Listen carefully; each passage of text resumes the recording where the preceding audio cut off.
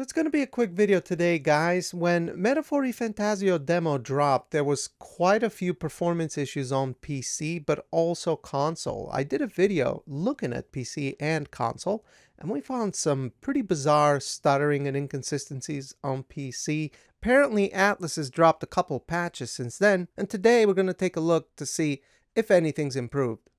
We'll look at PC first, and then we'll take a quick look at PlayStation 5 as well. Now let's start by looking at some of the old footage when the demo dropped the first day. So this was 3440 by 1440 ultra wide at 200% rendering scale, which makes it 4K ultra wide essentially. Now the game still doesn't support ultra wide, but we're interested in the numbers and the performance. So while looking at the rocks here, we were getting around 120 or so FPS, which was okay.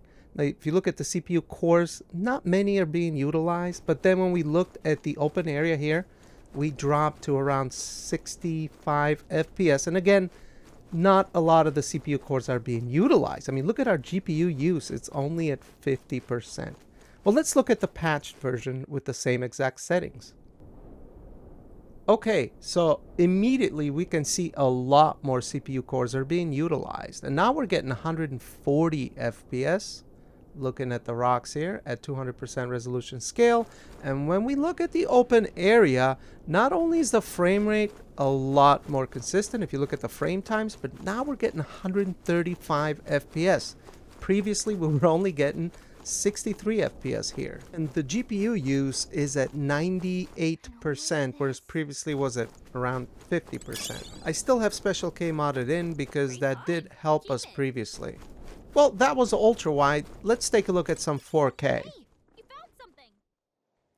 Now we're going to take a look at 4K. I'm using an OLED TV, 120 Hz for this one.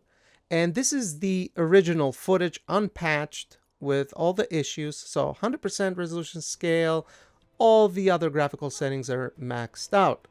And we're looking at the same exact area here because it was a lot of problems. As you can see, only 40% or so of the GPU is being used. And I mean, we're getting like 80 to 130 FPS, which by itself wouldn't be so bad. But look at the stutters and hitches in the frame time. That does not feel good at all. So let's look at the same exact area as it is today after patches.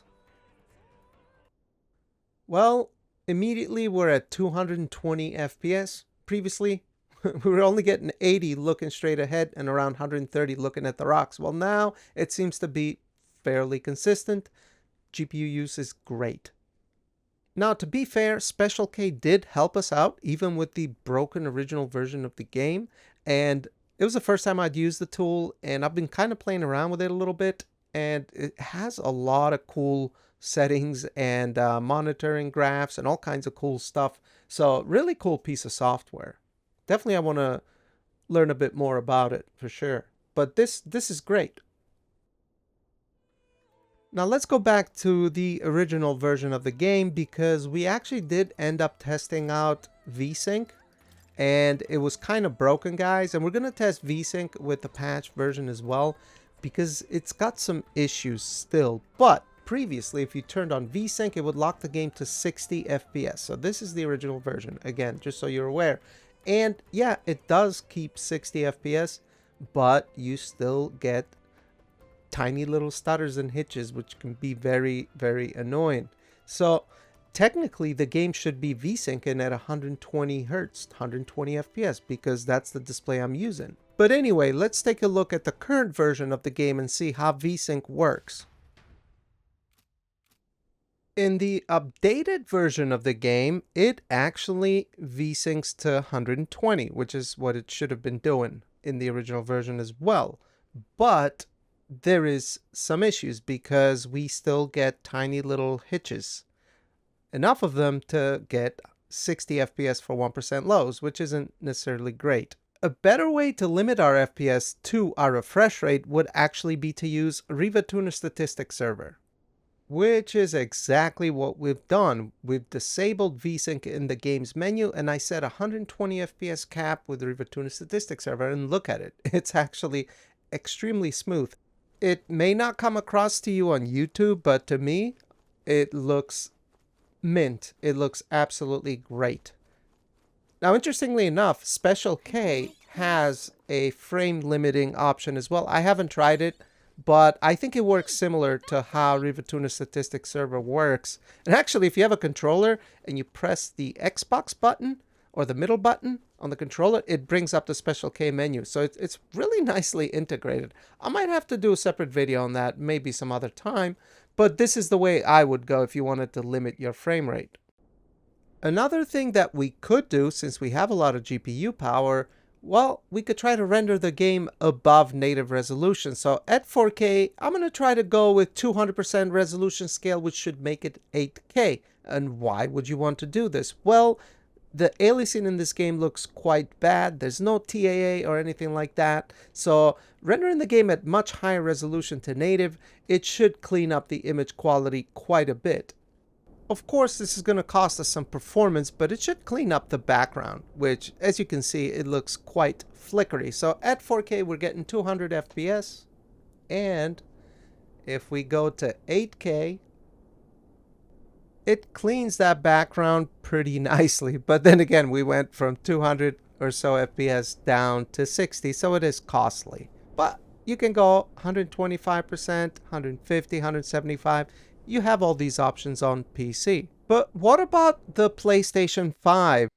Well, guys, pardon my low resolution recording. Forgot to set my camera at 4K when I captured this, but that's besides the point. So looking at the PlayStation 5, it actually looks pretty much the same as the old footage I captured. So I'm capturing my 4K OLED TV here. And what you're looking at the FPS there, so the game runs with an unlocked frame rate and VRR. So what you're looking at is the actual frame rate of the PlayStation 5. It's around 50 FPS. What's really bizarre though is, so the first dungeon area where you fight enemies, now you'll see it go from 49 FPS to 120. When that happens, that's because it's dropped below the VRR range, which on the PlayStation 5, I believe it's below 47 FPS. So that would introduce some maybe possible screen tearing. It doesn't look very nice, which is unfortunate because the PlayStation 5 should be able to do a lot better than what it is currently doing. Now, to be fair, I don't know if the PlayStation 5 got updates like the PC did. They dropped 2 updates to the demo. But the game actually launched today. So I'm personally not able to pick it up yet because I already bought Silent Hill 2 and I got a couple things that I need to look at. But I did ask Atlas for a key. They're probably not going to give me one. I'm a nobody. But if they do, for whatever reason, I will be happy to take a look at the full version and share my findings with you all. So, but anyway, I think this is going to be it for this video. Let me know what you guys think down below. I'm really glad that at least Atlas updated the PC demo twice. That's pretty nice to see. And the PlayStation 5, I don't even know if it got updated, but it kind of looks to run the same as it did before. I don't know. Are you going to be getting the game? Let me know in the comments if you are. And give the video a like if you liked it. Consider subscribing. And I appreciate you guys watching the video. I'll see you on the next one. Bye-bye.